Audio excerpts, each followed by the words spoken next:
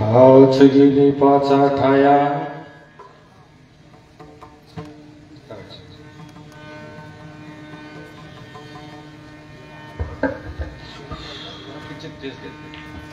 किंचित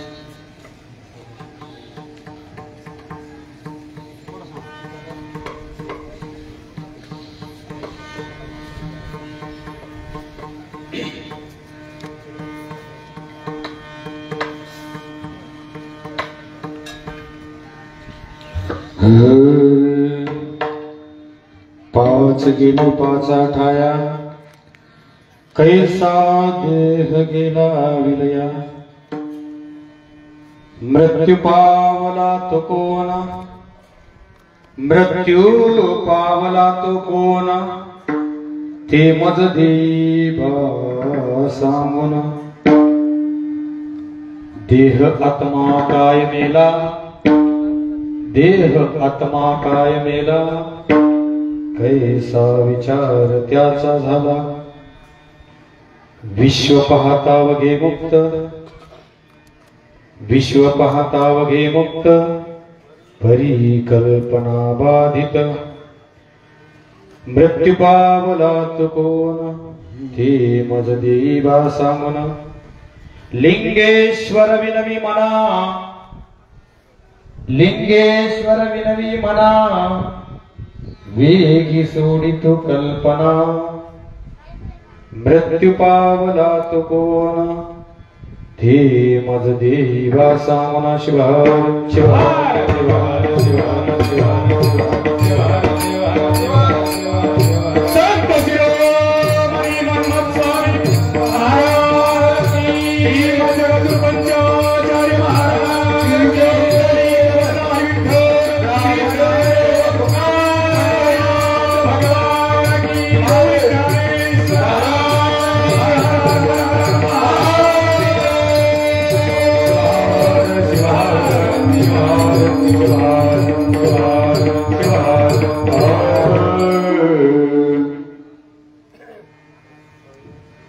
पाच गेली पाच आठाया कैसा देह गेला विलया आजच्या या प्रसंगी जे काही प्रयोजन आहे हे प्रयोजन असणार प्रथम पुण्य स्मरणाचं आहे अर्थात वर्ष श्राद्ध ज्याला म्हणतो आपण त्याचं असणार आणि अशा या परिबल मुहूर्तावर जो जीव जन्माला आला तो जीवात्मा एक ना एक दिवस मरण पावणारच आहे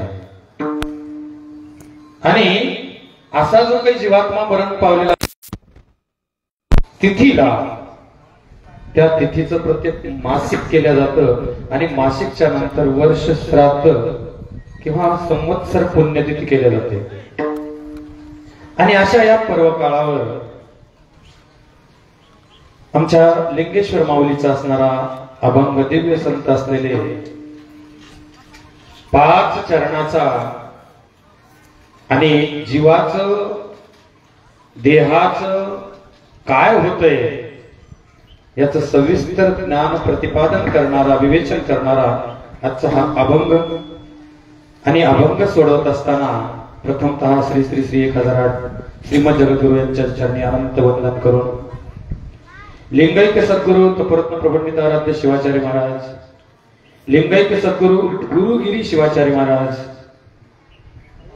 यांच्या पवित्र पावन चरणाला अष्टांग दंडवत करून परम पवित्र अशा भारतभूमीमध्ये आचार्य उपाचार्य पदावर आरूढ असलेल्या सर्व आचार्य उपाचार्य सद्गुरूंच्या चरणी या ठिकाणी अष्टांग दंडवत करून मनमथादी पावन संत महात्मा बसवेश्वर शिवसंत लक्ष्मण महाराज यांच्याही पवित्र पावन चरणाला या ठिकाणी नमस्कार करून माझे ज्ञानेश्वर माऊली जगद्गुरु तुकोबाराय नामदेव एकनाथ आदी सर्व संतांच्या पवित्र पावन चरणाला अनंत प्रणिपात करून अंतरा शिवक्षेत्राचा अर्थात शहर टाकळी शिवक्षेत्राचा अधिष्ठान स्वरूप असलेल्या भगवान शिवलिंगाला या ठिकाणी नमन करून या शिवानुभव मंडपामध्ये उपस्थित असलेले गायक असतील, वादक असतील, कीर्तनकार असतील, प्रवचनकार असतील, कथाकार असतील, रामकथा, भागवत कथा, शिवकथा वगैरे सर्व माझे अत्यंत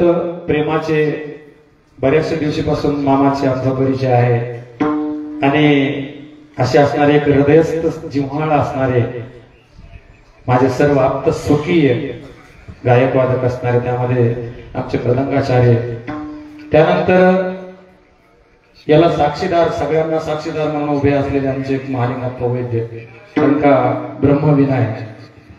ब्रह्मविना घेऊन उभे राहिलेले, अर्थात त्यानंतर जे काही आमच्या परमशिवभक्त असलेल्या श्रीधर गुरुजींचे ज्येष्ठ चिरंजीव अर्थात भारतप्पा कणके यांच्या प्रथम पुण्य स्मरणात दिनानिमित्त आलेली सर्व आप्त स्वकीय मंडळी, नाते संबंधित मंडळी आणि पंचक्रोशीतून तसंच गावातून आलेले सर्व श्रोते मंडळ, त्यामध्ये मातृवर्ग आणि बांधववर्ग, या सर्वांच्या हृदयामधील चित्शक्तीला अभिवादन करून आजच्या या पुष्प सेवेला आपण सुरुवात करूया. शिवहर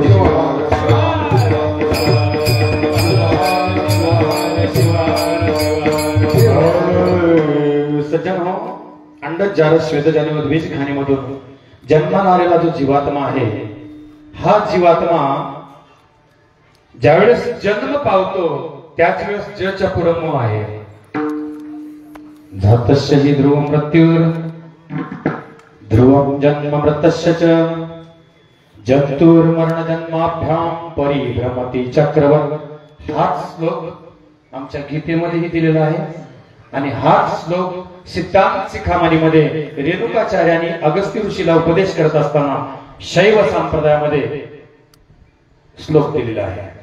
जातस्य हि ध्रुव मृत्यूर ध्रुवं जन्म मृतस्य च जंतुर्मरण जन्माभ्याम परिभ्रमति चक्रवत्. जसं जच्या पुढे म ध्रुव आहे, जन्म, आणि मोच्या नंतर परत ज आहे, हा ध्रुव आहे आणि तो ध्रुव टळणारा नाही, टाळता येणारा नाही. आणि म्हणून प्रत्येक जन्माला आलेला अंडजाल श्वेतजाल द्विज खाणीमधून जीवात्मा त्याचं गंतव्य स्थान तर तो प्राप्त करतोच, पण जो काही मरण पावतो तो कोण आहे, कसा आहे, त्याचा प्रकार काय आहे, जो मरणारा आहे तो तर ह्या ठिकाणी निघूनच जाणार आहे. कारण का प्रत्येक जण अजरामर नाहीये. देवादिकांना सुद्धा अजरामर होता आलं नाही. माझ्या विष्णू परमात्मा ब्रह्मदेव इंद्र वगैरे वगैरे ज्या काही देवी देवता आहेत यांना सुद्धा आपले अवतार संपवावे लागले. हे नाही ऊरा आले अवतार, हे नाही ऊरा आले अवतार, हे रते बाबरे दिवकी, हे रते बाबरे दिवकी.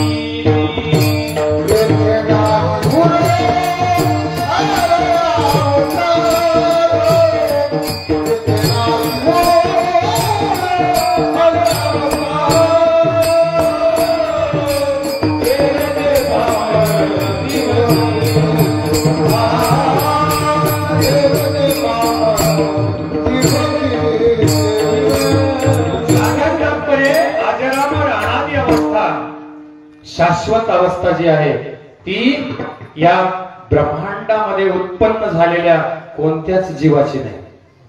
आणि मग असा हा जीवात्मा जो काय आहे, तर ज्यावेळेस जन्म पावतो त्यावेळेस प्रत्येक जण 5 असणारे तत्व घेऊन येतो, ज्याला आम्ही पंचभूत म्हणतो. 25 तत्वाचा पुतळा आहे, पण त्यामध्ये मुख्यतः 5 पृथ्वी, आप, तेज, वायू, आकाश, आमच्या शरीरामध्ये असणारं पृथ्वी तत्व, हाड, मांस वगैरे. आप तत्व लाळ, मूत्र, स्वेद, रक्त. लाळ, मूत्र, स्वेद, घाम आणि रक्त. पाण्याचा भाग, अग्नीचा भाग, जठराग्नी आमच्या शरीरामध्ये आहे आणि त्यामुळे अन्न पचन वगैरे होतं. किंवा आमची जी वाचा आहे हे तेज तत्व आहे, अग्नीचं तत्व आहे. डोळ्यामध्ये जे पाहण्याचं तत्व आहे ते तेज तत्व आहे. त्यानंतर वायू तत्व, आम्हाला स्पर्श जो काही जाणवतो थंड की गरम आहे, किंवा आम्ही जो श्वास घेतो, कारण का श्वासावर जग चाललंय. प्रत्येक वस्तू ही श्वासाशिवाय नाही. त्या श्वासावर आधारित, त्या वायूवर आधारित एसटी असो, कोणतंही वाहन असो, कोणताही जीवात्मा असो, त्या वायूशिवाय चालत नाही. अर्थात तो वायू. आणि आकाश जे आहे, शिराकाश, कंठाकाश, हृदयाकाश, उदराकाश आणि कट्ट्याकाश, कमरेची पोकळी, 5 आकाश. तसे प्रत्येक 5-5 तत्व आणि आमच्या शरीरामध्ये विस्थापित झाले. आणि असा हा असणारा पंचभूतात्मक देह घेऊन आलेला जो मानव आहे, पामर आहे, हा ज्यावेळेस येतो त्यावेळेस श्वास घेऊन येतो आणि त्यामध्ये आस असते. आणि त्या आस असल्याच्या कारणानं जी अपेक्षा आहे ती मात्र मरणाच्या शेवटच्या क्षणापर्यंत संपत नाही. पण प्रत्येकाचं जे काही मरण आहे ते मात्र अटळ आहे. कारण का माझ्या भागवतामध्ये शुकाचार्यांनी परीक्षिती राजाला, परीक्षितीनं काय ऐकलं भागवत? मरण टाळण्यासाठी. बरोबर आहे माऊली? कारण का ऋषीच्या अंगावर साप टाकला होता आणि त्यांच्याच मुलानं, ऋषीच्या मुलानं शाप दिला होता माझ्या परीक्षितीला की तोच साप चावून 7 दिवसाच्यात मरण पावशील. म्हणून विचार केला मरण टाळायचंय, मग आता काय करावं. म्हणून शुकाचार्य भेटले आणि शुकाचार्याकडून भागवत पूर्ण ऐकला. टाळता आलं मरण? टाळता आलं मरण? नाही टाळता आलं. सांगायचं तात्पर्य एकच, त्याच्यामधून एवढं ज्ञान मिळालं की मृत्यू हे जगाचं अंतिम सत्य आहे, परम मित्र आहे आणि सखा मित्र आहे. मृत्यू हा परम मित्र आहे आणि ते गंतव्यस्थान आहे प्रत्येकाला अजरामर करण्याचं, प्रत्येक जीवाचं असणारं दुःख विसरण्याचं, प्रत्येक माणसाची असणारी अपेक्षा दूर करण्याचं, प्रत्येक माणसाचं पाप असणारं दूर करण्याचं, प्रत्येक माणसाचं कर्म असणारं संपवण्याचं, तर प्रत्येक माणसाची असणारी वासना संपवण्याचं जे काही मूलभूत कारण आहे तो म्हणजे मृत्यू आहे. आणि त्या मृत्यूमुळे असणारा मनुष्य त्या कर्मामधून अलिप्त होऊन जातो किंवा त्या कर्मामधून संपून जातो. आणि म्हणून मृत्यू हा अटळ आहे, सत्य आहे, परम मित्र आहे. आणि असा हा असणारा मृत्यू, मग आता मला सांगा सज्जनो, आमचं जे काही शरीर आहे, ह्या शरीराची असणारी जी काही विल्हेवाट आहे ती 3 पद्धतीने करतात. नियम आहे त्याचा. नियम कसा आहे बघा. आमच्या प्रभू रामचंद्राचं चारित्र्य बघा आणि कृष्णाचं चारित्र्य बघा. एकमेकांचा कट्टर विरोध आहे चारित्र्यामध्ये. एक दुपारी 12 वाजता जन्मला, एक संध्याकाळी 12 वाजता जन्मला. एक वचनी, एक बाणी, एक पत्नी प्रभू रामचंद्र, अनेक वचनी, अनेक बाणी, अनेक पत्नी कृष्ण परमात्मा. आमचा प्रभू रामचंद्र गौरवर्णाचा, कृष्ण परमात्मा सावळ्या वर्णाचा दाखवला. त्यामध्ये आमच्या कृष्ण परमात्म्याचं देह दहन केला, दहन. तर आमच्या प्रभू रामचंद्राचा देह समाधी दिली. विरोध आहे मामा. जलसमाधी घेतली शरयू मध्ये आमच्या प्रभू रामचंद्राने. आणि तिसरं जे काय आहे तर भूमीमध्ये गाडण्याचं, एक अग्नीमध्ये दहन करण्याचं देह, दुसरा जलसमाधी देण्याचा. आमच्या महालिंगप्पाच्या वडिलांना काशीमध्ये जलसमाधी दिली महाराज. तुम्ही साक्षी आहात, बरेचसे जण मंडळी होती. आणि तिसरा मुद्दा आहे तो जमिनीच्या आतमध्ये त्यांना समाधी देण्याचा. 3 पद्धतीनं या देहाची विल्हेवाट लावल्या जाते. कशाची? देहाची. आणि असा हा असणारा पंचभूतात्मक देह जो सांगाडा बांधलेला आहे तो एकमेकांमधून निर्माण होतो तर एकमेकांमध्ये विलय पावतो. जसं आमच्या प्रभू रामचंद्राला शंकराने उपदेश करत असताना शिवगीतेमध्ये सांगितलं रामेश्वर लिंगाच्या ठिकाणी की बाबा रे, ज्यावेळेस मृत्यू पावलेला मनुष्य भोग भोगून, तेही सांगणार मी कसा जातो का जातो, भोग ज्यावेळेस वापस येतो त्यावेळेस ब्रह्मतत्वामधून महतत्वात येतो आणि महतत्वामधून आकाशामध्ये येतो, आकाशामधून वायूमध्ये येतो, वायूमधून तेजामध्ये येतो, तेजामधून आपामध्ये येतो, आपामधून पृथ्वीमध्ये घुसतो पाऊस रूपाने. जीवात्मा मेलेला पृथ्वीमध्ये घुसतो आणि पृथ्वीमधून धान्य रूपाने वर येतो. तेच धान्य आमचे आई वडील खातात. वडिलाचं वीर्य आणि आईचं शोणित मिळून गर्भ आईच्या उदरामध्ये राहतो आणि 4थ्या महिन्यामध्ये त्याला प्राण अवस्था प्राप्त होते. कितव्या महिन्यामध्ये? 4थ्या महिन्यामध्ये. मग हा जीवात्मा जो आहे तर अनुक्रमे मग पहिल्या महिन्यात काय होतं, दुसऱ्या महिन्यात काय होतं, 9 महिन्यापर्यंत परिपूर्ण ज्ञान. कातडी कधी येते, केस कधी येतात, जे काही अवयव आहेत आमचे कानडोळा नाक वगैरे त्याच्या चेतना ज्या आहेत, शक्त्या आहेत, कधी प्राप्त होतात, हे सगळं काही सविस्तर प्रभू रामचंद्राला ज्ञान दिलं. आणि असा हा असणारा जीवात्मा ज्यावेळेस मरण पावतो त्यावेळेस पृथ्वी तत्वामधून, आता बघा त्याचे 3 प्रकार सांगितले मी. 3 प्रकारामध्ये आमचे जे काही बांधव आहेत वैष्णव संप्रदायाचे ते सगळे बसलेले यांच्यामध्ये दहन देतात. आणि दहन देत असताना त्याच्यामध्ये 48 पिंड पाडावं लागतात. किती? एक अमृतात्म्याचे संप्रदायाने सांगितलं. मनुस्मृती नावाचा ग्रंथ आहे. अनुक्रमे 4 पितर सांगितले, ब्राह्मण क्षत्रिय वैश्य आणि शूद्र. त्याच्यामध्ये प्रत्येक व्यक्तीचा, ती स्त्री असो पुरुष असो, त्याचे 48 पिंड पाडावं लागतात मृत झाल्यापासून. ज्यावेळेस आम्ही खुंटी ठोकून बसवतो त्यावेळेस एक तिथं सुपारी ठेवून पूजा केली जाते. नंतर स्नानाची पूजा वेगळी, नंतर 4 खांदे करणं उचलल्यावर वेगळी, नंतर तिथून विसाव्याच्या ठिकाणची वेगळी, त्याच्यानंतर चितेवर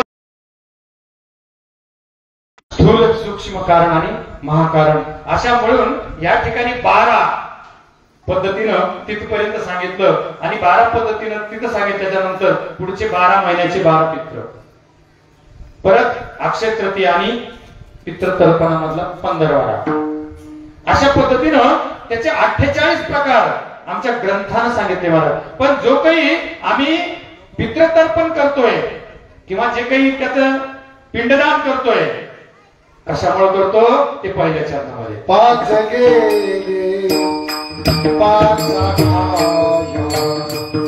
5 गेले 5 खाया हे 5 गेले 5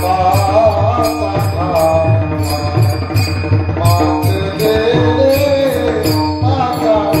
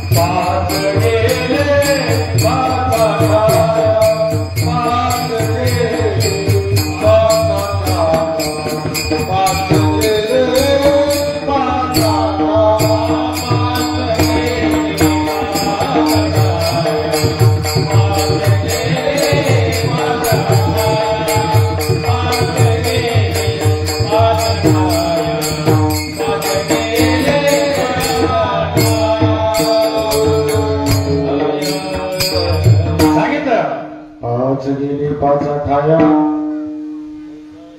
कैसा देह गेला विलया. आता हे 5 जे काय आहेत आमच्या शरीरातले भाग, मग आता हे 5 कशा पद्धतीने विलयाला पावतात? आमचे सांप्रदायिक जे बंधू आहेत ते त्याला चितेवर ठेवतात, दहन देऊन टाकतात. एक प्रकार झाला. दुसरा, आम्ही जे काही लिंगायत धर्म संप्रदाय आहे, ह्या लिंगायत धर्म संप्रदायामध्ये जन्माआधी लिंग गर्भाशी धारण, जे काही शिवलिंग पिंड आहे ही गर्भामध्ये 5व्या-6व्या महिन्यामध्ये आई जवळ दिली जाते. येणार जे अपत्य ते मुलगा असो मुलगी असो त्याच्या प्रित्यर्थ आणि शिवलिंग पिंड एक जंगम त्या आई जवळ देतात, येणाऱ्या बालकाचं पिंड म्हणून, शिवलिंग म्हणून.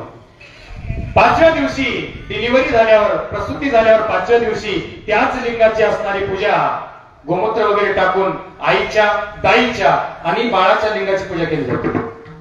आणि तेच लिंग असणारं पुढे बाळाच्या गळ्यामध्ये घातलं जातं. ते अखंड लिंग असणारं कधीही शरीराच्या बाहेर ठेवता येत नाही, स्त्री असो अथवा पुरुष असो. का?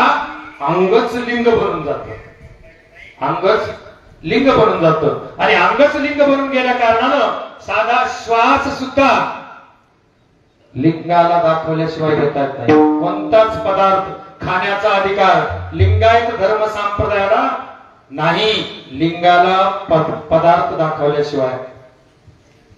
गुरुप्रसाद, लिंग प्रसाद आणि जंगम प्रसाद. त्यामध्ये लिंग प्रसादावर बोलूया की त्या लिंग प्रसादाखेरीज कोणताच पदार्थ विना लिंगाचं खाता येत नाही. हा धर्म नियम आहे. आणि तोच लिंग असणारा मेल्याच्या नंतर तसाच तो हातावर जातो, अर्थात अंगच लिंग बनलेले. बघा, एखादी पद्मासन घालून बसलेली व्यक्ती पहा आणि त्याने पुढे हात घेतलेला पहा, हातावर लिंग पहा आणि त्याची आकृती कल्पना करा.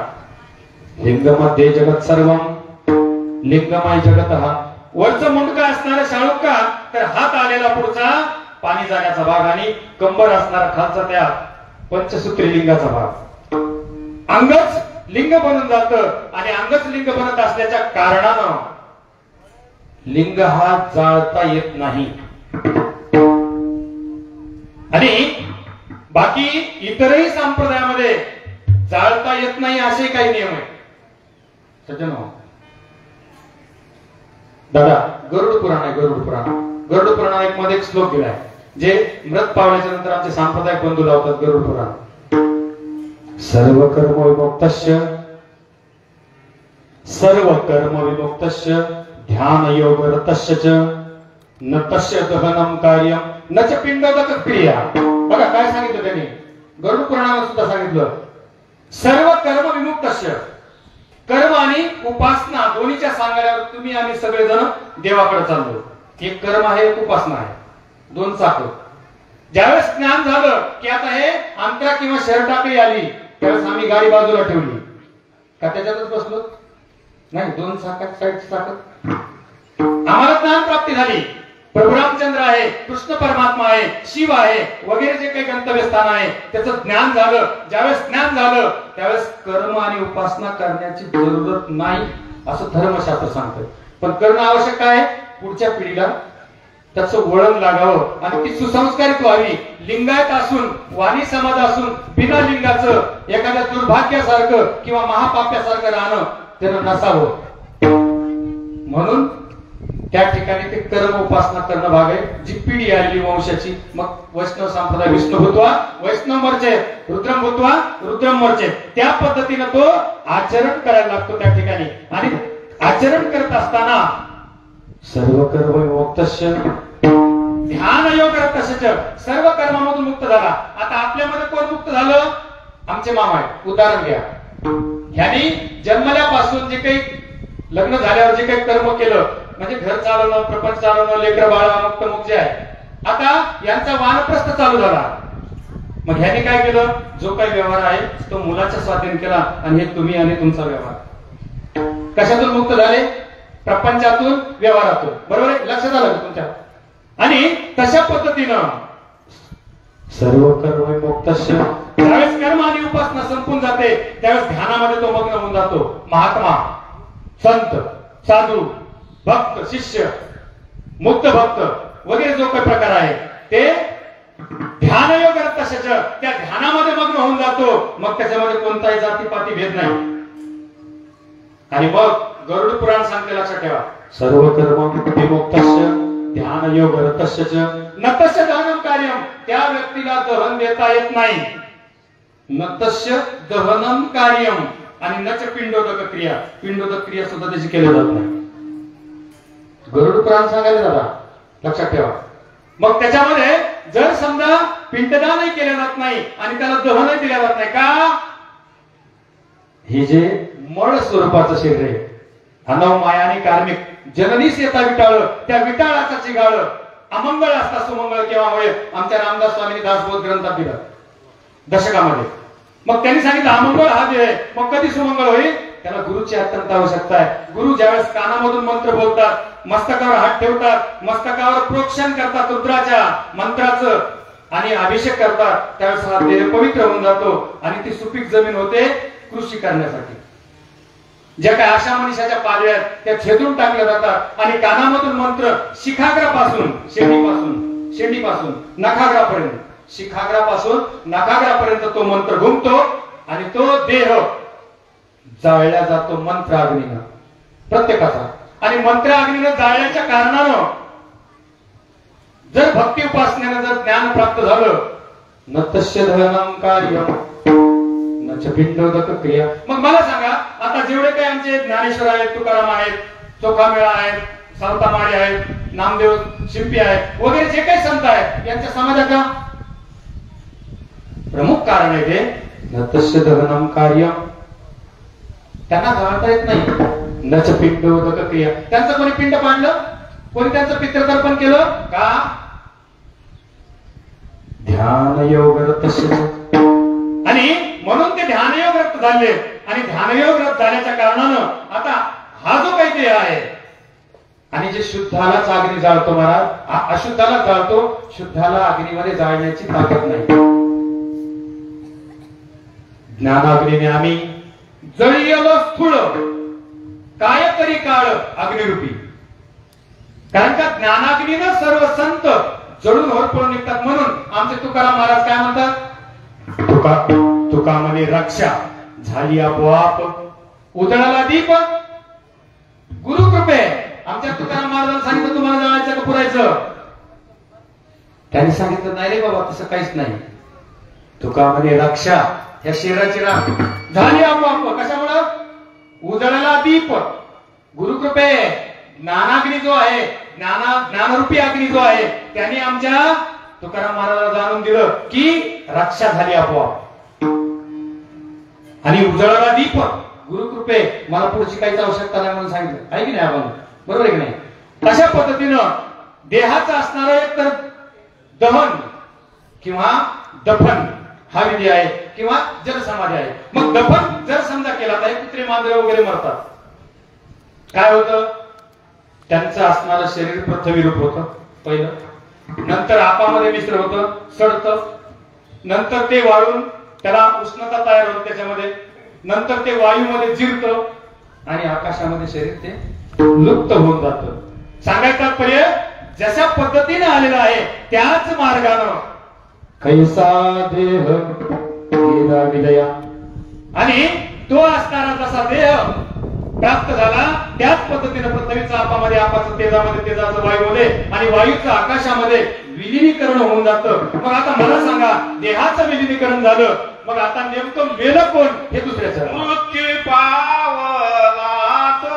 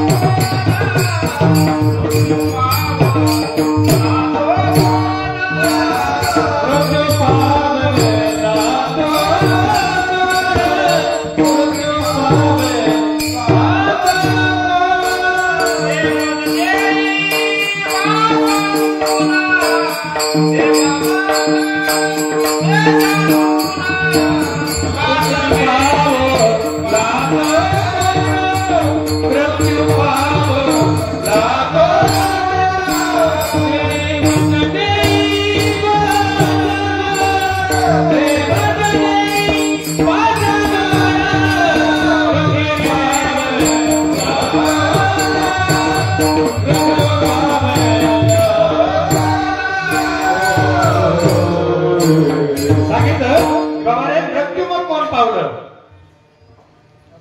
आता याच्यामध्ये पाच ठाळाला निघून गेले. पृथ्वी, आप, तेज, वायू, आकाश. त्याच्यातले सूक्ष्म तत्व जे आहेत पंचतन्मात्रा रूप भोगलेले तेही असणारे विलीन झाले. जे चेतना होती त्या विषय भोगाची, शब्द, स्पर्श, रूप, रस, गंध रूपानं आम्ही पाप कर्म केले, पुण्य कर्म केले, जे जे काय आहेत ते त्यांच्या संवेदना जाणणारे जे अवयव आहेत ते अवयव स्थूल रूपानं विलय पावले, स्थूल रूपानं. आणि मग आता नेमकं मेलं कोण? मृत्यू पावला तो कोण, ती मज देवा सांगुना. मग त्याच्यामध्ये जो देह आणि आतमध्ये असणारा आत्मा, जीवात्मा. मग ह्या ठिकाणी जर समजा मरण पावलं आपण म्हणतो, तर नेमकं मरण पावलं कोण?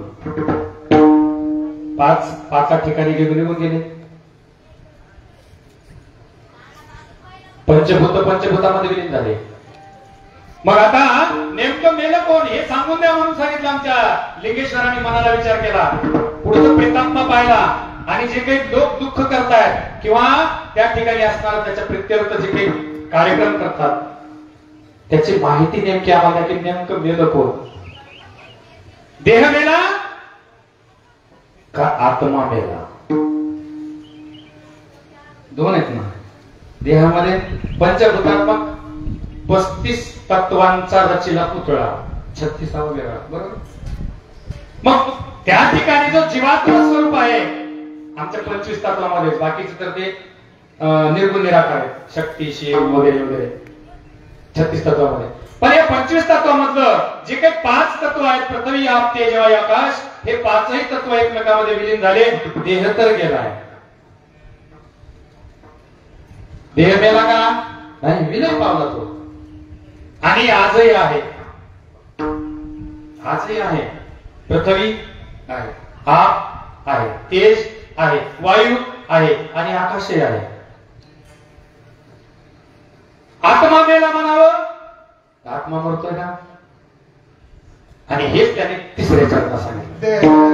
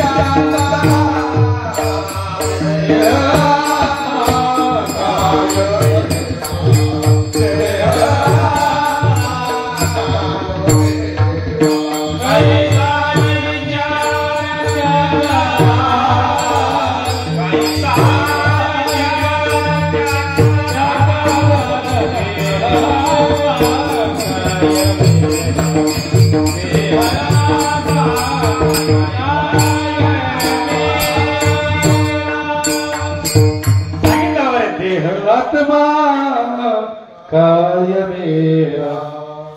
मग आता देह गेला का आत्मा मेला? देह तर विलयाला पावला आणि आजही आहे. आत्मा तो अजर अमर आहे.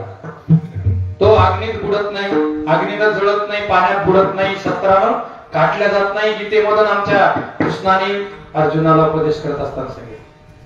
मग जर समजा आत्मा हा अजर अमर आहे आणि पंचभूतात्मक देह असणारा हा विलय पावलेला आहे आणि आजही तोही आहे, मग नेमकं मेलं कोण? नेमकं मेलं कोण? सज्जनो, प्रत्येक मनुष्य ज्यावेळेस आपण मेला मेला असं म्हणतो त्यावेळेला त्याच्या असणाऱ्या देहाचं असणारं विघटन होऊन जातं. जे आमच्या समोर दिसणारा हा देह आहे हा नाहीसा होऊन जातो म्हणून त्याला मेलं म्हटलं जातं. तो नाहीसा होतो म्हणून त्याला मेलं म्हटलं जातं. पण जी काही असणारी त्या पंचभूतात्मक रूपानं त्याची संवेदना आहे ती मात्र जागृत असते. आशा, मनीषा, तृष्णा, वासना रूपानं. जे काही अपघाती निधन होतात, अपघाती, हे अपघाती निधन झालेले लोक जे असतात हे हवेमध्ये भ्रमण करतात. यांना मोक्ष प्राप्ती मिळत नाही. त्यांचं जोपर्यंत आयुष्य आहे तोपर्यंत त्यांचं जिथपर्यंत लिहिलेलं असतं तिथपर्यंत त्यांना भोगावं लागतंय हवेमध्ये विघटन करून. अर्थात त्या वासनेच्या पायी जे कर्म केले, पापकर्म करू असो किंवा पुण्यकर्म करू, शक्यतो पुण्यकर्म करणारा मनुष्य कोणाला त्रास देणारच नाही. का? त्याच्यामध्ये भूतदया प्राप्त झालेली असते आणि सत्संगामधून सत्रूप त्याला प्राप्त झालेलं असतं. आणि म्हणून वासना ही शून्य होऊन गेली असते. तया पैशून्यकडे पैशून्य रोकडे महादेव बापुडे कैसे तेथे. का? त्याचं चित्त ते चैतन्य ध्येय झाले ध्यान. त्या व्यक्तीचं काय होतं? चित्त ते चैतन्य ध्येय झाले ध्यान. ज्ञेय रूपी ज्ञान विसावले. शुद्ध सामावला गगन संपुटी. शून्याची शेवटी आले तेथे. हातीचा आला एक त्याची ब्रह्मसुख. वाचेने ते सुख बोलविना. तया शून्यापुढे पैशून्य रोकडे महादेव बापुडे कैसे. चिंतन करण्याचा रूप आहे. सांगण्यात तात्पर्य की त्या ठिकाणी जी वासना रूप आहे, मग हा जो दुष्ट आहे, दुर्जन आहे, किंवा ज्यांनी असणार परमार्थ केलाच नाही जन्माला आल्यावर, जसं कुत्रे मांजर जगतात खाण्यासाठी, कशासाठी जगतात? पोट भरण्यासाठी. त्यांना बाकी धर्माशी काही देणं घेणं नाही किंवा आपल्या जीवाचं शिवत्व करण्याचं काही देणं घेणं नाही. जसं कुत्रे ह्या घरी त्या घरी त्या घरी जगतात, पोट जगतात, पुन्हा खाली करतात, पुन्हा जगतात, व्यवहार करतात, पुन्हा जगतात, पुन्हा खाली करतात, आणि शेवटी हेच त्यांचं असणारं प्रपंच आणि हेच असणारं आयुष्य ज्याने समजलं जातं. त्यांच्या वासना शिल्लक राहतात. त्यांच्या वासना शिल्लक राहतात. का? जे पंच तन्मात्र आहेत, पृथ्वी, शब्द, स्पर्श, रूप, रसगंध, जे पंच तन्मात्र आहेत ह्या मात्र त्यांना सोडत नाही. आणि सोडत नसल्याच्या कारणानं मग हे भूत प्रेत पिशाचे योनी भोगत असतात. जे अपघाती निधन झालेले लोक, मग ह्याला लाग त्याला लाग, याला दिस त्याला दिस, आणि आपलं असणार अन्न ग्रहण कर. अपघाती निधन सांगायला लक्षात ठेवा. कारण का ज्यांना काही पुन्हा प्रश्न विचारायचे विचारू शकतात बरं का. आणि जे म्हातारे लोक झालेले असतात बघा, आपण जर एखादं अपघाती निधन झालेला माणूस जर दफन केला, गाडलं त्याला, तर त्याची जी शेज आहे मातीची माणिकाप्पा, तर ती एकदम जवळपास जमिनी बरोबरच येते. मिठाई घालतो आपण, प्रेतही घालतो मनात. पण जो माणूस म्हातारा असतो, एकदम वाळून गेलेला असू द्या, त्याची इच्छा काही राहिली नाही असा माणूस असू द्या, आणि त्याला गाडा, त्याची शेत जवळपास कमराची, ज्याची वासना काहीच राहिली नाही, इच्छाच नाही राहिली कोणती आता पुढची, त्याची शेत किती येते? मातीची, जवळपास कमराची येते, उंच. आणि त्याच्या आशा मनीषा राहिलेल्या असतात, त्याची शेत कमी येते. हे सगळ्यात महत्वाचा भाग आहे. आणि म्हणून आशेची बातम्या आहेत, हे नाना योनी भोगत असतात, पिशाच्य योनी भोगत असतात. आणि पिशाच्य योनी भोगत असल्याच्या कारणानं मग त्यांचं असणारं जे काही पिंडदान, पित्रदान आम्हाला करायचं असतं. जे काही कर्म केले त्यांनी, पापकर्म केलं तर नरकवास आहे, आणि पुण्यकर्म केलं तर स्वर्गवास आहे. माझ्या विष्णूची भक्ती केली, वैकुंठाला जाईल. ब्रह्माची केली, सत्यलोकाला जाईल. गायीची वगैरे सेवा केली, तप केलं, जपलोक, तपलोक, सत्यलोक, महालोक वगैरे जाईल. आणि पुण्यकर्म पुन्हा केलं, शिवा प्रित्यर्थ तर कैलासाला जाईल. असा हा जीवात्मा, तो नाना योनी भोगत असलेला खालचा जो आहे त्याचा उद्धार करण्यासाठी आणि आम्हाला पिंडदान करावं लागतं. पाहायला गेलं तर देह आत्मा, देह विलय पावला आणि देह मेला म्हणतो. पंचभूतामध्ये विघटन झालं आणि तो राहिला नाही आमच्या दृष्टीसमोर. पण आत्मा मात्र मरत नाही का? चौथ्या चरणामध्ये सांगितलं विश्व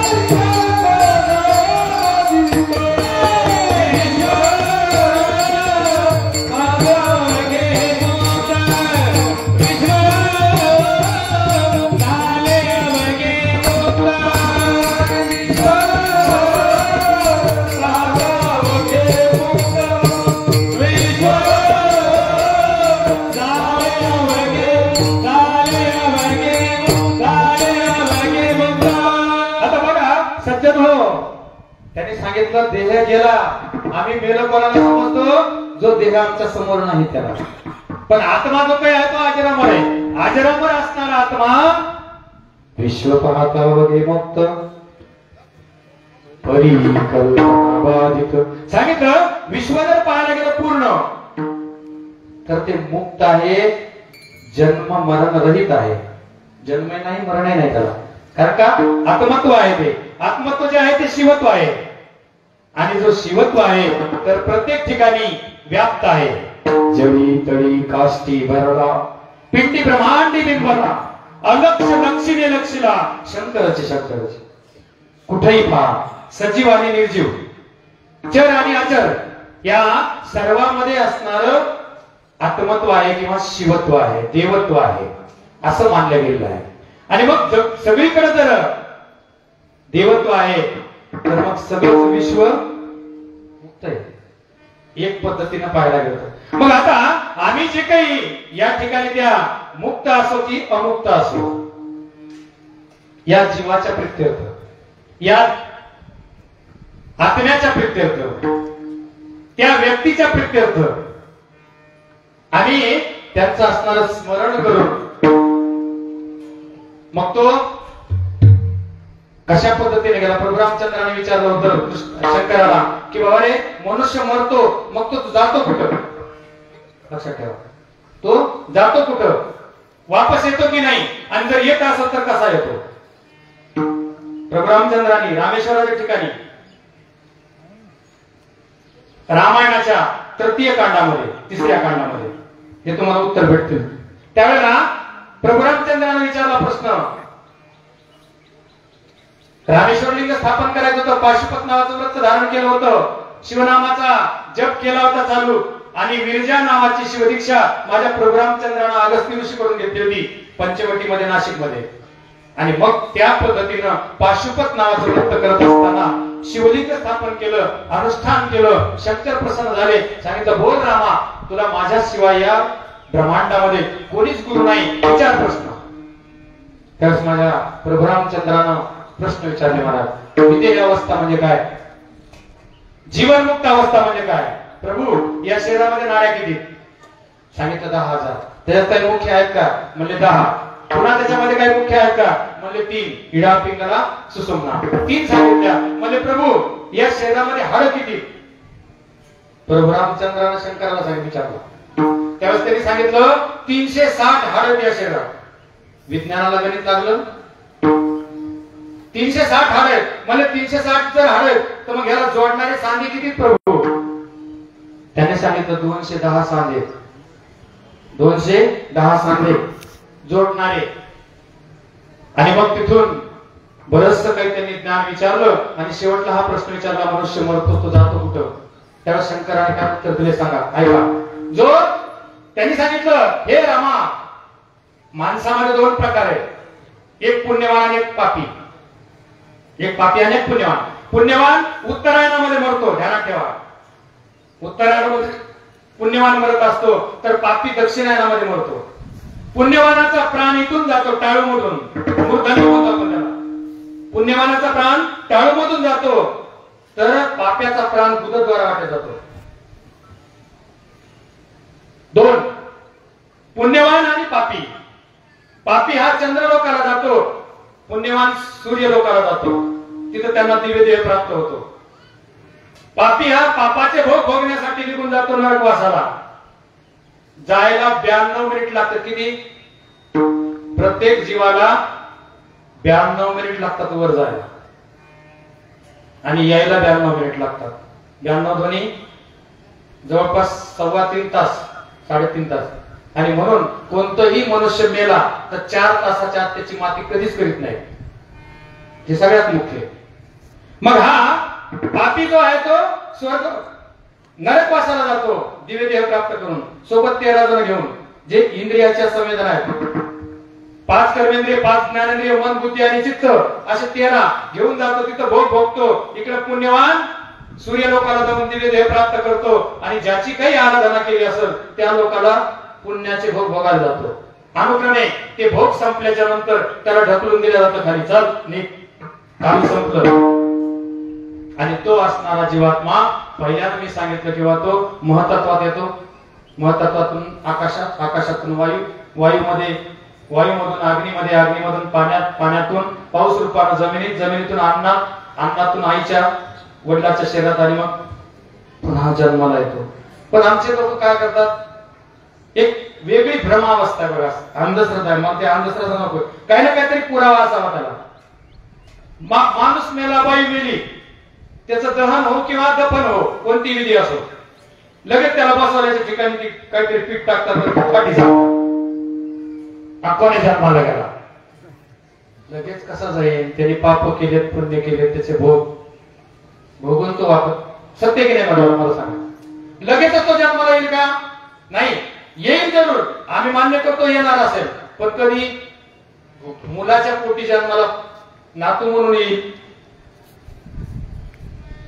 का लगेच? आज मेला लगेच तुमच्या घरी आला का? शिवार शिवार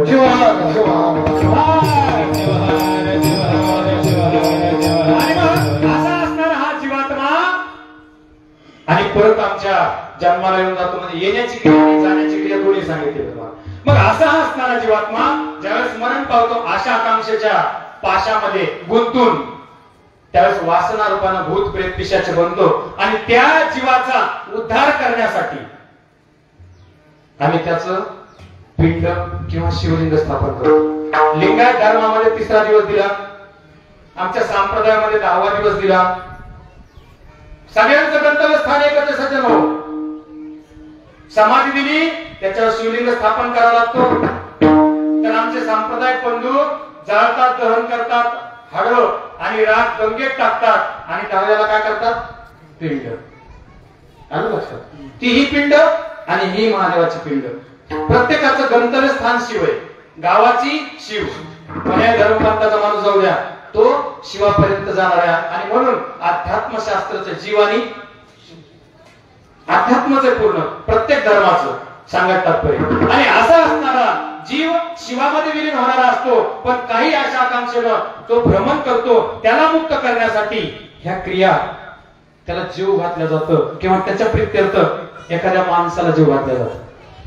3रा दिवस लिंगायत धर्मामध्ये पहिला इष्टलिंग, दुसरा प्राणलिंग, 3रा भावलिंग, शेवट. आमच्या संप्रदायामध्ये 10वा केला जातो.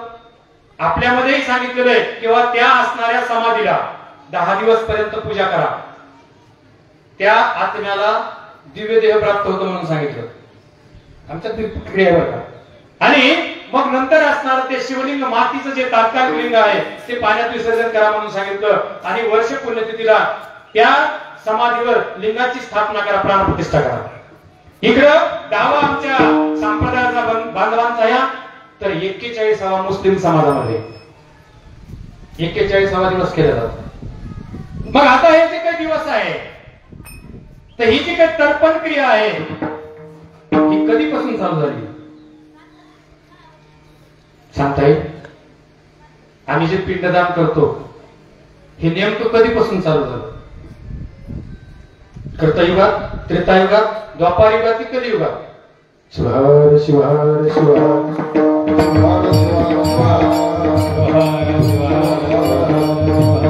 सांगायचं तात्पर्य की आशा आकांक्षेनं मोडलेला वासना रूपानं आलेला जीवात्मा तो त्रास देऊ नये आणि त्या योनीतून अधो योनीतून नीच योनीतून त्याला मुक्तता मिळावी याच्यासाठी आम्ही दान धर्म करतो त्याच्या प्रीत्यर्थ. मग हा जो काही जीवात्मा आहे तर हा जे काही आम्ही पिंडदान आहे हे पिंडदान कधीपासून झालं सुरू हे सांगतो तुम्हाला. एकदा मधलं भजन करा. शंकर उमाई शंकर उमाई शंकर उमाई शंकर उमाई शंकर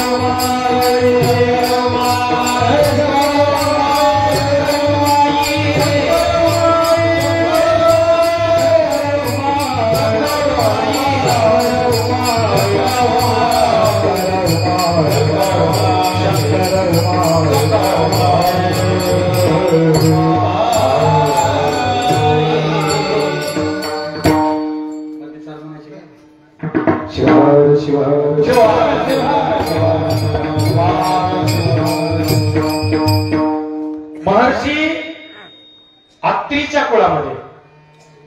महर्षी अत्रीच्या कुळामध्ये आता हे पिंडदान कधीपासून चालू झालं मामा? तुम्ही ऐकलं का नाही? आपण महान माणसं त्याच्यात काही वाद नाही, पण तरी पण एक बोबडे बोल तुमच्या समोर आम्ही सांगायचा प्रयत्न करतो. महर्षी अत्री आणि त्या अत्रीच्या कुळामध्ये पुढं दत्तात्रय झाले म्हणून सांगितलं. आणि दत्तात्रयाच्या पुढं दत्तात्रय म्हणजे 3 रूपाचा एक अवतार. एक दत्त, दुसरा दुर्वास, तिसरा सोम. 3 मुंडके जे आहेत. दुर्वास जे आहेत शंकराचा अवतार, दत्तात्रयामध्ये तमोगुणाचा, राजस गुणाचा सोम ब्रह्मदेवा प्रीत्यर्थ आणि सात्विक गुणाचा विष्णू परमात्माचा अवतार दत्त. पण असं सांगितलं गेलं की त्यांच्या पुढं फक्त वंशावळीमध्ये म्हणा किंवा वंशावळीमध्ये म्हणा एक निमी नावाचा महर्षी होऊन गेला. लक्षात ठेवा, निमी नावाचा राजा वेगळा. भागवतामध्ये तुम्हाला निमी नावाचा राजा इक्ष्वाकू वंशाचा भेटल तुम्हाला, बरोबर ना? इक्ष्वाकू वंशामध्ये निमी नावाचा राजा झाला. पण हा निमी महर्षी होता. त्या महर्षी निमीनं आणि बरचसं काही समजा उपजीविका करत उदरनिर्वाह करत राहिला, सगळं काही भेटलं पण पुत्र प्राप्ती लवकर झाली नाही. म्हणून ईश्वर आराधना त्या निमीनं केली आणि खरतर तपश्चर्या केल्याच्या नंतर पुत्र प्राप्ती निमीला झाली. आता ज्यावेळेस खरतर तपश्चर्या करून किंवा उद्विग्न होऊन ज्यावेळेस फळाची प्राप्ती होते पुत्र रूपाची, त्यावेळेस त्याला खूपच माणूस जपतो आणि खूपच त्याचा लाड करतो. शिवार शिवार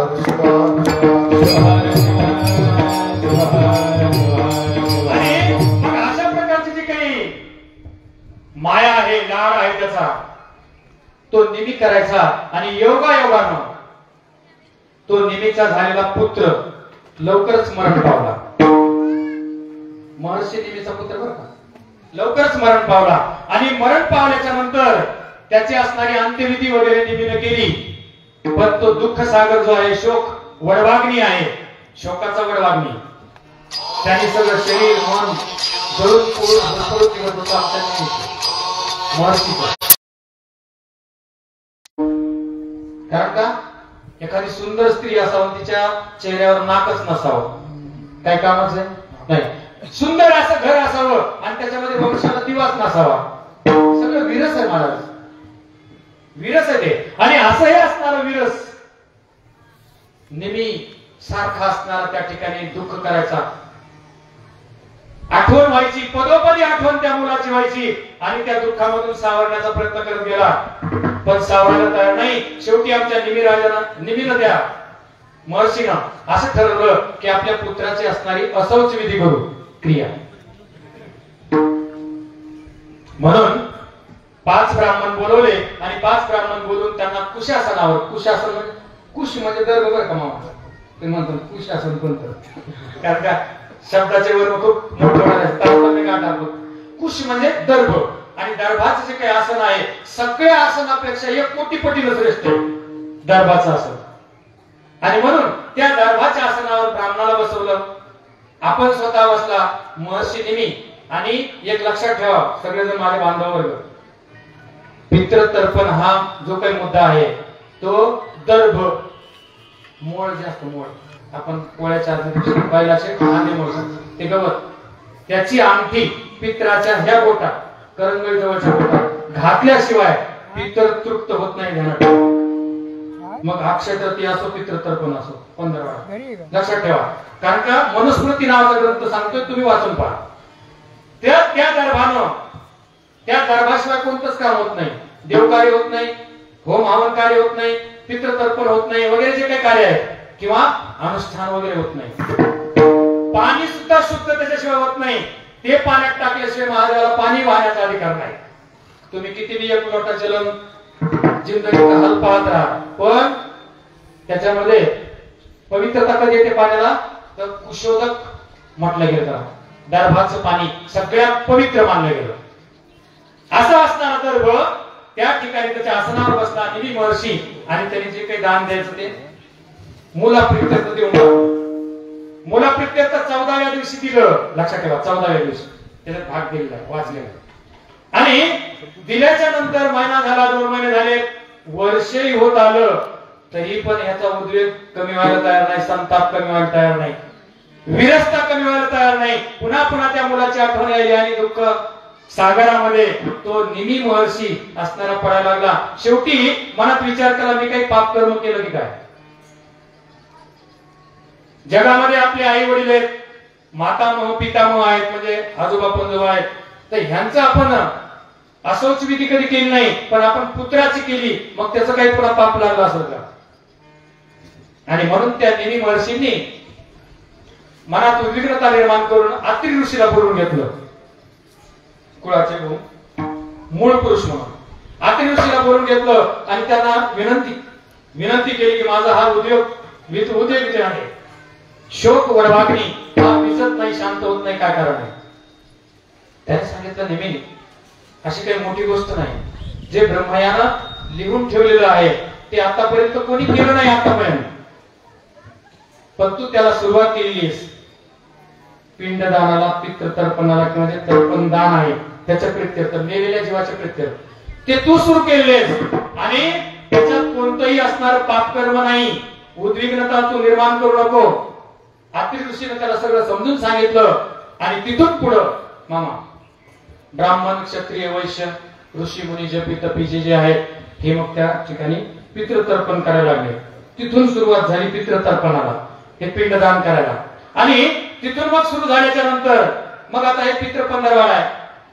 काही ठिकाणी पुण्यतिथी मानली जाते, ज्या दिवशी आत्मा निघून जातो त्या दिवसाला जीवात्मा शिवामध्ये विलीन होतो, म्हणून त्या दिवसाचं पंचांग जे आहे, तिथीवार नक्षत्र योगकरण 5 अंग, तो पवित्र करून जातो. अमावस्या असो, व्यतिपात असो, वैधृती असो, शनिवार असो, एकादशी असो, काही असो, अशुद्ध जरी काळ असला तरी तो शुद्ध करून जातो, जीव शिवामध्ये ऐक्य होऊन जातो.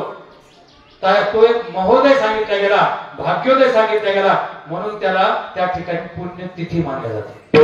आणि मग अशी असणारी पुण्यतिथी आमच्या संप्रदायामध्ये संतांची केल्या जाते, पण इतर माणसाची केल्या जात नाही. का? त्यांची समाधी नाही. समाधी दिल्या का जाते, तर अंगच लिंग बनल्यामुळे जाळता येत नाही. दुसरी गोष्ट, त्या असणाऱ्या देहामधून चैतन्य, निर्गुण चैतन्य बाहेर पडतं आणि ब्रह्मांडामध्ये होणारी जी काही अनिष्टता आहे तर ही दूर करण्याचं सामर्थ्य त्या प्रेतामध्ये, त्या शवामध्ये असतं. म्हणून धर्मशास्त्र सांगतं, म्हणून शिवाची पिंड गर्भगृहात आहे. शिवाची पिंड गर्भगृहात काय कोणत्या महादेवाची पिंड सखोल काय जे अपरिहार्य घटना ब्रह्मांडामध्ये घडणाऱ्या त्या निर्गुण चैतन्यानं त्याला नष्ट केलेल्या होत्या तिथलच्या सात्विकतेनं आणि म्हणून याला समाज दिले जाते. आता संप्रदायाचं जे आहे तर कोणतंच अवशेष शिल्लक राहत नाही. राख आणि हाड कुठे जातात पाण्यामध्ये. जरी पाण्यामध्ये गेले कुठे गेले वाळूतून कुठे गेले खाली जमिनीत. प्रत्येकाचं गंतव्यस्थान सुद्धा तेच आहे महाराज. आम्ही कुठे घातले जमिनीत. तुम्ही कुठे टाकले पहिल्यांदा पाण्यात टाकलं आग्नीत दिलं पाण्यात टाकलं पाण्यातून वाळूत गेलं वाळूतून जमीन भाडं गेलं आणि माती रूप झालं ते सुद्धा. दोघांची क्रिया एकच पाहायला गेलो. आणि अशा असणाऱ्या जीवात्म्याला मग त्या ठिकाणी अतिऋषीनं सांगितल्यावर हे पिंड तर्पण चालू झालं. मग त्या देवलोकांना पितर्पण दरबारामध्ये एवढं खायला भेटायलं की ह्यांना अजीर्ण झालं. अजीर्ण झाल्याच्या नंतर उद्विग्न झाले. पचनच व्हायला तयार नाही. याच्या घरी पित्र त्याच्या घरी पित्र त्याच्या घरी पित्र त्याच्या घरी पित्र आणि ते पोट किती भरणार आहे. आता मला पोळ्याच्या दिवशी 17 ते 18 घरी जेवावं लागत होतं. पोळा फुटल्यावर किती थांबली. मग आता किती जेवणार किती पाणी पिणार पोट भरेल का ते. आता संकल्प सोडल्याशिवाय आम्ही घास घातल्याशी कोणी जेवत नाही. सांगायचं तात्पर्य जर असं जर पूर्ण गाव जर पित्र तर्पण करत असेल तर त्या देव लोकांना अजीर्ण व्हायला त्यांनी सोमाला बोलून घेतलं. सोम आणि त्या सोमला बोलून घेऊन सगळेच जण असणारे अग्नीकडे गेले. मग अग्नीने सांगितलं की बाबा रे ठीक आहे काय हरकत नाही. इथून पुढं तुमच्या शरीरातलं पचन करण्याचा प्रयत्न मी करीन जठराग्नी रूपानं. आणि दुसरी गोष्ट तिथून पुन्हा आहुती देण्याचं तर्पण म्हणून आहुती देण्याचा अग्नीनं सांगितलं की बाबा ही आहुती दिल्याच्या नंतरही तर्पणता हो त्या जीवाची आणि संतुष्टता होत चालत. म्हणून तिथून पुन्हा त्या अग्नीला प्राधान्य मिळालं आहुती देण्याला आणि पिंडदानाला महत्व मिळालं. मग सांगायचं तात्पर्य एक आहे की मग आज जे काही जे जीवात्मे आहेत होरपळून पाप करून पिशाचे योनी भोगत असलेले नरकवास योनी भोगत असलेले आशांचा उद्धार करण्यासाठी आम्ही पितृतर्पण करतो. त्याला पितृदोष म्हणतो. आम्ही काय म्हणतो बऱ्याचशा ठिकाणी पितृदोष चालू असतो महाराज. एक पितृदोषाचं बोलतो 2 मिनिटांमध्ये आणि आपल्या विवेचनाची सांगता करण्याचा मी प्रयत्न करतो. आता प्रत्येक जण पितृदोष आहे आम्हाला सांगतात महाराज आणि म्हणून म्हणतात. पण पितृदोष कोणालाच कळला नाही. आम्ही जर एखाद्याला विचारलं का पितृदोष आहे हो आम्ही ते नारायण नागबली केला जाऊन नाशिकला. आमचे संप्रदायाचे बंधू सगळेजण म्हणतात ताई असल्या त्या संप्रदायात त्या म्हणतात. आमचे लोक जे काही समजा लिंगायत धर्म संप्रदाय जेवढा आहे त्यांना विचारलं का रे काशीला जाऊन लिंग स्थापना केली कारण का आमच्यात नारायण नागबली नाही झालं. ज्यांच्यात जाळतात त्यांच्यामध्ये नाग जाळतात नागबली. हात जोडून विनंती जे काही बाकीचे लोक आलेले असतील त्यांनी कान उघडे ठेवून ऐका. लिंगायत धर्म संप्रदायामध्ये नारायण नागबली केल्या जात नाही. नाग रूपानं पित्राला जाळल्या जात नाही. ज्यांच्यामध्ये दहन दिल्या जातं जाळल्या जातं त्यांच्याच मध्ये नाग बली करून 5 कणकीचे नाग 4 कणकीचे नाग बनवतात. एक सोन्याचा नाग बनवतो ब्राह्मण. त्याची प्राणप्रतिष्ठा करतात ते आपल्या बापाच्या नावानं लक्षात ठेवा. आणि नंतर 2 दिवस त्याला आहुती देऊन 3ऱ्या दिवशी पूर्ण आहुती देऊन चिता पेटवतात आणि त्या नागाला जाळतात. आणि नाग हा लिंगायत धर्मामध्ये शिव मानला जातो. आणि म्हणून लिंगायत धर्मामध्ये कान उघडे ठेवून ऐका नारायण नागबली आणि त्रिपिंडी विधी केल्या जात नाही. जे काही आलेले पाहुणे लक्षात ठेवा. आणि जे काही सांप्रदायिक बंधू त्यांच्यामध्ये मात्र त्याला महत्व दिले गेले. मग त्या 3 पिढ्याचं आता पहिले पितृदोष मंदिर कशाला सांगतो.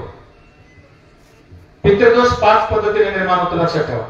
एक घरातला पुरुष व्यक्ती जर्जर बिमारी होऊन मरणे त्याला यातना व्हावा घायाळ व्हावा तडपाव त्याने जाग्यावर आणि दुःखाश्रू ढाळाव त्यानं आणि सांगा देवा मला हे यातना देण्यापेक्षा मरण दे देवा.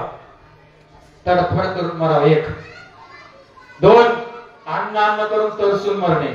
आता या 95% महिला सुना आलेल्या यांना मै मेरा पती मेरा संसार पाहिजे. म्हातारा म्हातारी घरात नकोय. आठू केलं की ती म्हणती मामाजी पळा तिकडं कणकेच्या दारामध्ये कीर्तन चाललंय, जा घेऊन पोराला या. आणि ते घेतो विना म्हणून निघालं ते विना वाजत लेकरून काळे कडेवर घेऊन काठी टिकी. एक तर त्याला बी ऐकू देत नाही कीर्तन ते पोरग, आणि स्वतः ऐकत नाही. सांगायचं तात्पर्य त्या म्हाताऱ्याला असणार हे बरं बघत नाही का. कोणाची इस्टेट आहे? तुमचीच आहे ना इस्टेट. मग तुमचीच इस्टेट तुमची स्वतः तुम्हाला खाऊ घालणे का? कुठून आणायचं का? आहे त्या पिठावर रेगोट्या वाढायला ना, तेवढ्या बी रेगोट्या वाढणार नको का? राग आला तर हरकत नाही, जे स्पष्ट ते बोलत असतो त्यांचीच इस्टेट आहे. पण बापाला वेगळं, लेकाला वेगळं आणि म्हाताऱ्याला वेगळं. बरेचसे प्रकार मी पाहिले सज्जन असे. मग ते म्हातारं खायला भेटत नाही म्हणून चातुर्मास धरतं. खायला भेटत नाही, सून खायला देत नाही म्हणून ते चातुर्मास धरतं. सत्य परिस्थिती मामा, कारण का मी ते पाहिलंय. ज्याची इस्टेट आहे 150-200 एकर त्याला खायला तुम्ही देऊ शकत नाही. कोणामुळे आलात तुम्ही? ते म्हातारा नसतं तर तुमचा नवरा झाला नसता, आणि तुमचा नवरा झाला नसता तुम्ही इथं राहतात का? महिला मंडळ सगळंच लक्षात ठेवा. कोणामुळे इस्टेट आहे?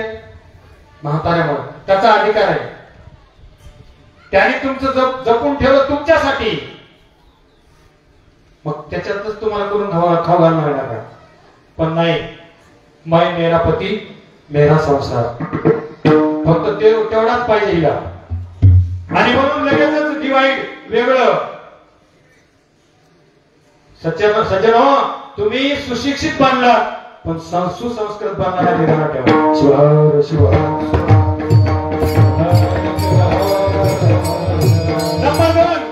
अन्न करून तरसून मरणे. ते म्हातारा असणारं चातुर्मास धरतं, 2 वाजता दुर्डी चापायला जातं. हिनं आपल्या पोराला आणि नवऱ्याला चांगलं चुंगलं मस्त झणझणीत जे काही भाजी वरण वगैरे असं ते करून टाकलेलं असतं, खाऊ घातलं असतं. ड्युटीला जायचं ना, कॉलेजला शिकवायला, शाळेला शिकवायला औरंगाबाद मध्ये. आणि मग त्याला ते चांगलं चुंगलं खाऊ घातलं जातं. आणि म्हातार उपास धरतं. 2 वाजता येतं महाराज 1च्या नंतर. आणि तिला मागतं मला जेवायला वाढ. ते म्हणजे बघा जा तिकडं घरामध्ये जात म्हातार, दुर्डी चापत, दुर्डी ठणठण गोपाला काहीच नाही. शेवटी दुर्डी पालती उलती करून पाहत, उद्विग्नता निर्माण करत. आणि मग जे वाळलेले तुकडे आहेत ते चापत कुणीकडे आहेत का? वाळलेले तुकडे बारीक चुरा करून त्याच्यावर चटणी टाकतं महाराज, पाणी टाकतं आणि भोकणे मारतं, दाखल नाही. आणि असं असणारा म्हातारा जर एखाद्या पंक्तीमध्ये आलं तर हावरट पानवानी खात. अन्न करून तरसून मरणे 2. 3 अपघाती निधन होणे, जळून मरणे, पाण्यात बुडून मरणे, ऍक्सिडेंट होऊन मरणे, अटॅक येऊन मरणे, विष पिऊन मरणे, फाशी घेऊन मरणे. जे काही प्रकार अपघातीचे आहेत त्याच्यापैकी 1. 3, 4 निसंतान माणसाची इस्टेट, जागा, जमीन प्राप्त होणं किंवा त्याच्या वटीत जाणं. लक्षात ठेवा महाराज. 4था पितृदोष. समजा एखादा चुलता आहे, उदाहरण घ्या, तुम्ही त्यांच्या वटीत बसले, त्याला पुत्र प्राप्ती नसल्याच्या कारणाने तुम्ही त्याच्या वटीत बसले. तुम्ही त्याला खूप खाऊ पिऊ घातलं का? त्याची इस्टेट तुम्हाला आहे म्हणून. खायला प्यायला न्यायला बुम मरुस्तर शेवटच्या शब्द सांगतो, खाऊ घातलं. आणि त्या माणसाचा अंत काळाला त्यावेळेस तो विचार काय करतो? हे देवा, तू मला पोरग का दिलं नाहीस? मला मुलगा का दिला नाहीस? मला पुत्र प्राप्ती का दिली नाहीस? ही एवढी मोठी संपत्ती देऊन काय कामाची? जर ही संपत्ती माझ्या कामी नाही तर ही कोणाच्याच कामी येणार नाही. उदाहरण आहे, तुम्ही आले इकडं आणि येत असताना तुमच्या खिशातले काही पैसे पडले रस्त्यावर, ती ताऱ्या चापले, कुठे गेले असतील, कोणी घेतले असतील? कुठं पडले असतील तो देईल का नाही, 3 प्रश्न आहेत. 10 मिनिट तळमळ करणार आणि शेवटी सांगणार अरे माझे ज्याला काय भेटले असतील का त्यालाही बसत नाही येणार. शिवहर शिवहर आणि मग अशा पद्धतीची असणारी मनाची तळतळाट, मनाचा तळतळाट, जीवाचा तळतळाट आणि तळतळाट होऊन जातो आणि त्या तळतळाटच्या पोटी मग आपण सहज म्हणतो, एखाद्याने विचारलं महाराज ती जागा घ्यावं का, आणि म्हणतो कशाला घेतो निपुत्र्याची शब्द काय, प्रत्येक जण काय म्हणतो, अहो तुम्ही फुकट नाही घ्यायले, रजिस्ट्रेशन करायले, 4 साक्षीदार ठेवायले, त्याचं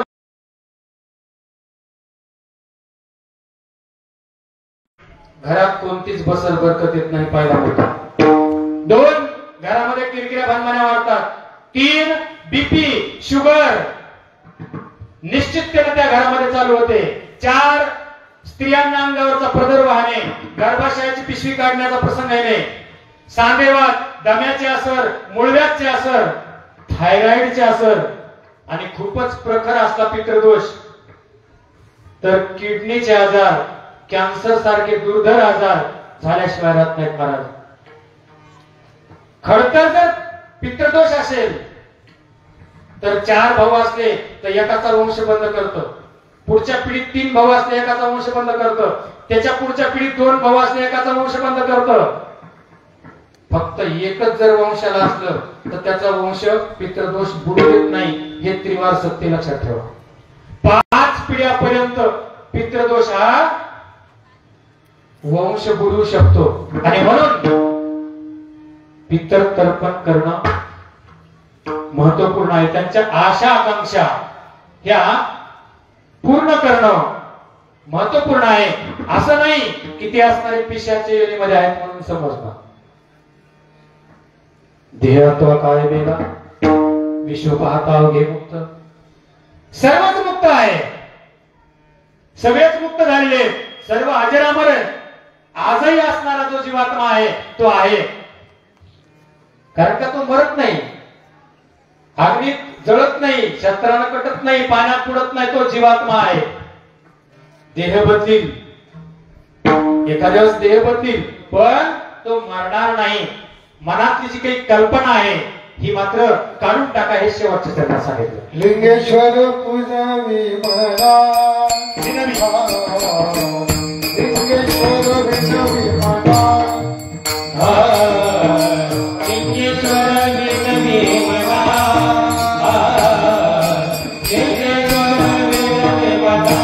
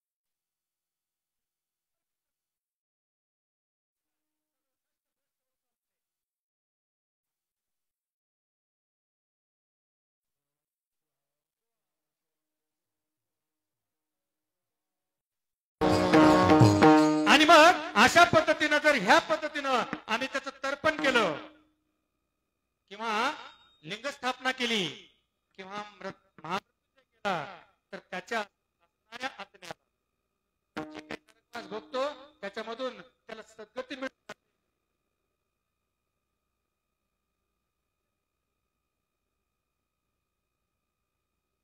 संपून गेलं तर मग आम्हाला कल्पना करायचं काही कामच नाही राहिलं. आणि असा हा जीवात्मा शिवामध्ये देहरूपानं आणि आत्मारूपानं किंचितच पुल्लिंग तृणाच्या आचरण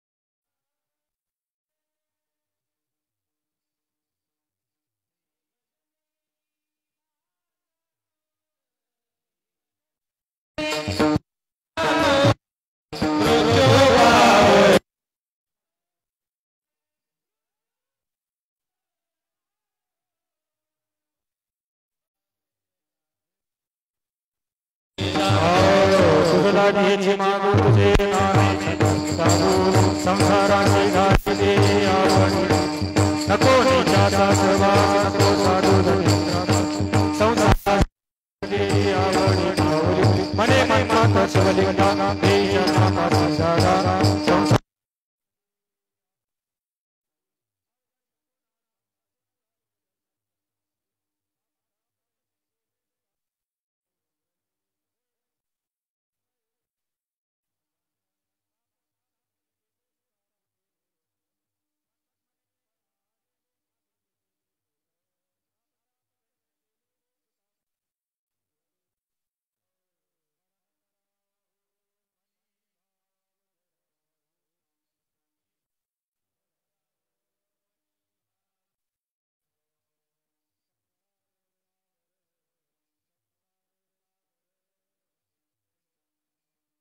सदा टाळी वाजवणे मुखे टाळी वाजवणे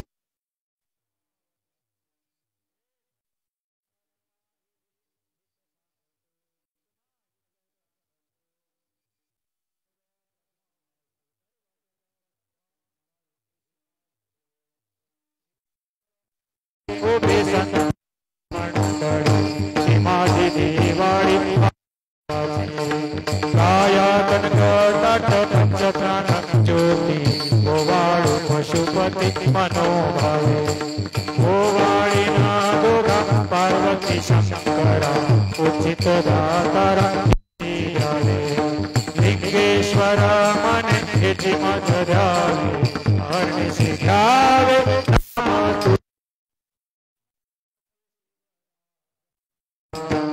मनमत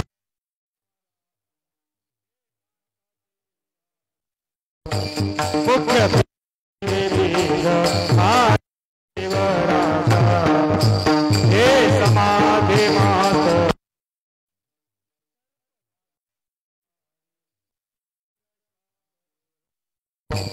समदृष्टीने न्यारी भारत शिवराजा हे शिवभक्ती लोकदादी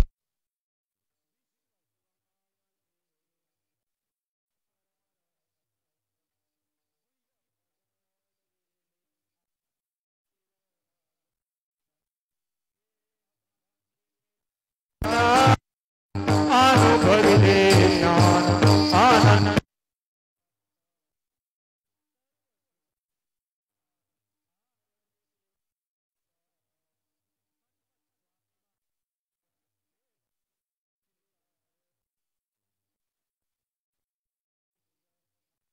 सेवा